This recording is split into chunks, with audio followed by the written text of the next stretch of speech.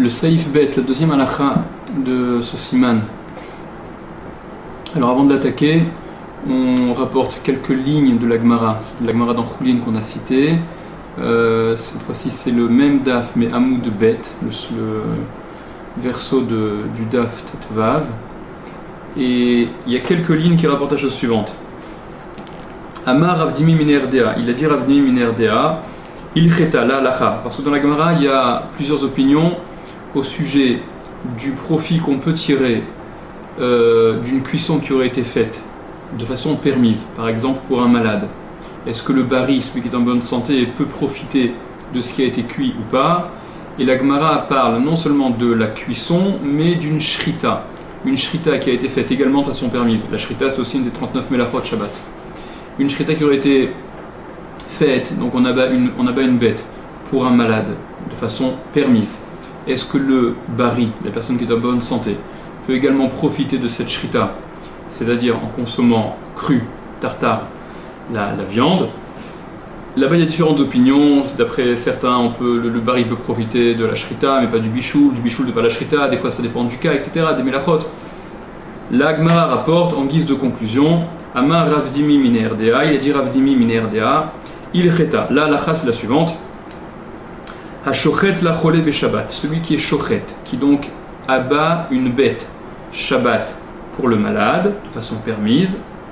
Mutar la bari be umtsa, c'est permis pour le bari, celui qui est en bonne santé, de profiter de cette bête qui a été abattue, be umtsa, mais crue, tartare.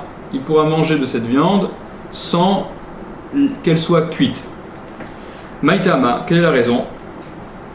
Kevan deyefchar le kazaït basar belo shrita, puisqu'il est impossible d'obtenir un kazaït, une petite quantité de viande sans shrita, qui cache achit lorsqu'il fait la shrita, lorsque celui qui abat la bête fait la shrita, adata dechole kashachit, c'est dans l'esprit, son da'at, sa pensée, dans cette shrita, elle est dirigée pour le cholé, pour le malade.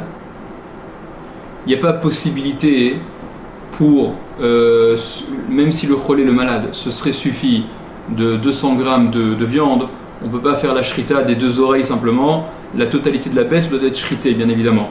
Par conséquent, la shrita, lorsqu'elle est réalisée par le shochet, elle est réalisée pour le malade. Par contre, Amevachel la cholé be Shabbat, celui qui cuit pour le cholé Shabbat, donc de façon permise également. Assour la bari, il est interdit au bari, à celui qui est en bonne santé, de profiter de ce qui a été cuit. Pourquoi? Gzera shema yarbe bishvilo, c'est une gzera, c'est un interdit que décrètent les chachamim, shema de peur que yarbe bishvilo, il augmente pour lui, que celui qui cuise plus que ce qui est nécessaire pour le cholé, pour le malade, et en se disant, bon, de toute manière, on est en train de cuire de la viande, plutôt que d'en cuire 100 ou 200 grammes qui sont nécessaires pour le cholé, autant cuire un peu plus, et que le bari, celui qui est en bonne santé, en profite également. Et ça, c'est interdit, ce qu'on verra, ribouille bashiurim, faire plus dans la mesure, rajouter, même sur ce qui est permis, mais rajouter pour quelqu'un qui ne bénéficie pas de ce éther, c'est interdit. Et Marloket Rishonim, est-ce que c'est interdit par la Torah, par les Chachamim? Marloket Rashbaran, on verra dans le Mishabura.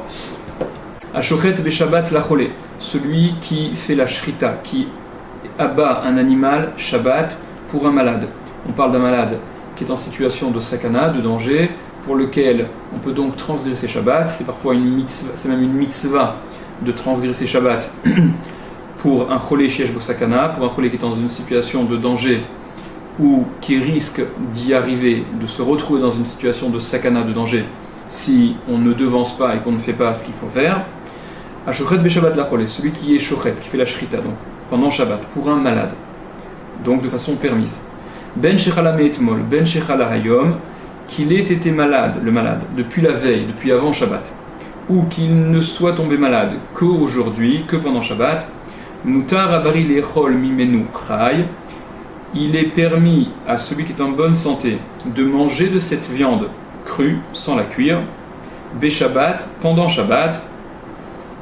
Et le Mishabura explique qu'on ne dit pas qu'il y a un problème de Mouktsé qui se pose, parce que la BMA, elle était Mouktsé à Ben Hashmashot, la période transitoire, intermédiaire, entre le jour et la nuit, donc de vendredi, quand on passe du jour de vendredi à la journée de Shabbat, la nuit, et on ne dit pas que cette BMA, elle a été Mouktsé à ce moment-là, Mahmat Issour Shrita, à cause du Issour, de l'interdiction de la Shrita, de l'égorger, puisque la Shrita, c'est également l'un des 39 interdits de Shabbat.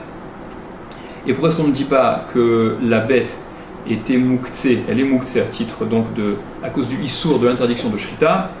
Parce que en fait, Kaimalan Rabbi Shimon, on tient comme Rabbi Shimon au sujet du Mouktsé, Mahmat Issour, lorsqu'il n'y a pas eu de Driya Beyadaim, lorsqu'on n'a pas de façon active repoussé la chose, ou l'animal en l'occurrence, pour notre cas, on ne l'a pas repoussé de façon active.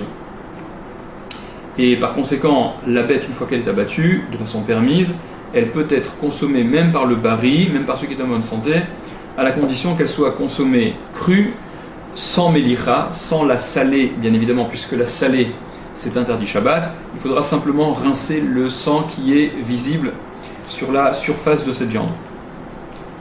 Aval, mais, Hamevachel, celui qui cuit, donc là on passe à la melacha de bichoul, on revient à la melacha de bichoul, de cuisson, O Asachar Melacha, ou qui aurait fait l'une des autres Melachot, un autre des 39 travaux, Lacholé pour le malade, Assour, il est interdit, entre parenthèses, Beshabbat, Labari, au bari à celui qui est en bonne santé, O Lacholé chez Enbosakana, ou pour le malade qui n'est pas en situation de danger, qui a simplement qui souffre d'un petit inconfort. Alors pour cela, il est interdit d'en profiter de ce qui a été cuit, des chayshinan, parce qu'on craint, shema yarbe bishvilo, on craint que celui qui cuit rajoutera pour lui, pour celui qui est en bonne santé, pour celui qui est malade, mais qui n'est pas en situation de danger du tout, et ribouy bashiurim, augmenter par rapport à ce qui est permis, donc augmenter par rapport à ce que l'on fait. D'après le Ran, c'est un interdit de la Torah, d'après le Rashba, ça n'est qu'un interdit des Rabbanan, et le Mishnah Berurah tend à penser et dit qu'il rapporte une preuve dans un autre Sefer en faveur du Ran que Ribouy Bashiurim, augmenter, mettre plus que nécessaire, c'est un interdit de la Torah. Le Rama rajoute Va filou bichel alide eno yudi, et même s'il a cuit par l'intermédiaire d'un non-juif, donc même si la cuisson pour le malade, cuisson qui était permise puisque c'était d'un malade, Shiesh Bosakana qu'il s'agissait, ou bien si c'est un non-juif qui a cuit, ce serait valable même pour un malade qui n'est pas en danger. Assour Beshabbat, il est interdit pendant Shabbat d'en profiter pour un autre que le malade. Et le Mishnah Berurah rapporte que Motzei Shabbat, ce sera permis immédiatement, puisque la cuisson était permise, puisqu'on a demandé aux non-juifs de cuire de façon tout à fait permise, puisqu'il s'agissait d'un malade. Et rajoute également le Mishnah Berurah que les Chachamim, dans un cas comme celui-là, n'ont pas été gozer, n'ont pas interdit au titre de bichoulé akoum, au titre de bichoul goy, la cuisson d'un non-juif. Le Mishnah Berurah dans le Siman Shin Chafret, donc dans le Siman qui traite justement de la refoua, de tout ce qui a trait à la guérison, au traitement Shabbat, le Mishnah Berurah tranche de façon contraire là-bas. Il tranche qu'il est interdit, Motzei Shabbat, de profiter de ce qui a été cuit par le non-juif. Et c'est en fait c'est donc il y a une contradiction flagrante entre ce que dit le Mishnah Berurah ici et ce qu'il dit dans le Siman Shin Chafret. Et les deux opinions correspondent en fait à une marloquet rishonim. Et dans le Léviatren, il s'est rapporté que le Siman Shin Chafret, ce qui a été écrit, c'est non pas le Mishnah Berurah, mais le fils du Mishnah Berurah qui a écrit, d'où la différence d'opinion. Rajoute le Rama, Ve'im katsat sperot mina mechubar, et s'il a cueilli des fruits de ce qui était attaché, donc des fruits qui n'étaient pas cueillis avant Shabbat, qui étaient encore attachés au sol ou à l'arbre, donc si ces fruits ont été cueillis, la cholé be Shabbat, pour le malade pendant Shabbat, afilou haya cholé mi beodium, même s'il était malade depuis le jour, depuis avant Shabbat. Assour la bari be Shabbat, mishum she gadel veoler be Shabbat, c'est interdit pour le bari, pour ceux qui sont en bonne santé, pendant Shabbat, de profiter de ces fruits qui ont été cueillis. Et donc, même si le malade était malade avant Shabbat, Donc on avait le da'at, on avait l'esprit sur ces fruits, éventuellement de les cueillir pendant Shabbat. Apparemment, il n'y aurait pas eu de problème de Mouktsé. Malgré tout, le problème de Mouktsé se pose. C'est ce que dit le Rama. Veyeshbo mishum Mouktsé.